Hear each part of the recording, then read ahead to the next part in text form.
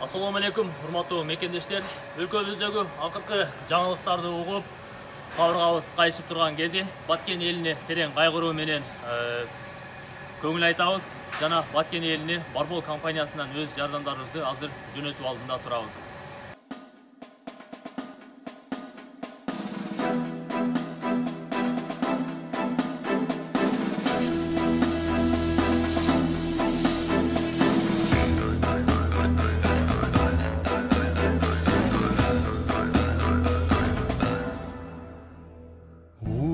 Тарихты канатына алган, улут болуп сакталган, урпактарынын мурасына калган, улуу сөздөн кеп салган.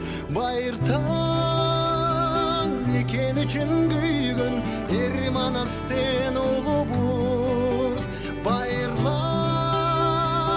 ата журтун сүйгөн жоголбосун.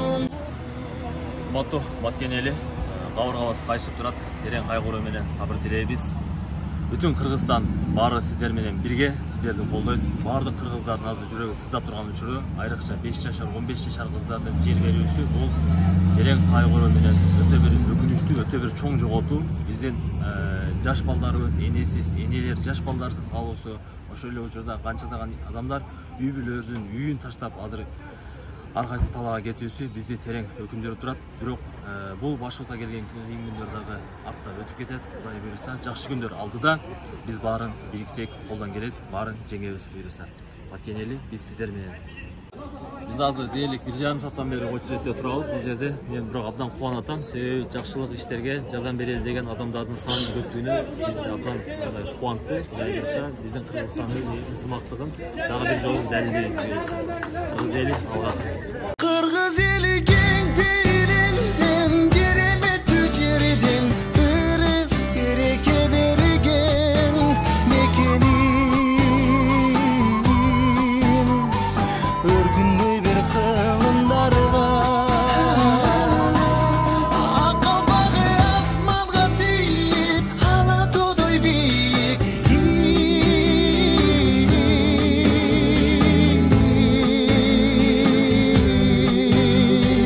Өркүндөй бир кылымдарга, ынтымак болсо биз жеңебиз баарын, ыйманыңды сактагын. Биригени биз иримдикке баарын, бир боруңду сатпагын.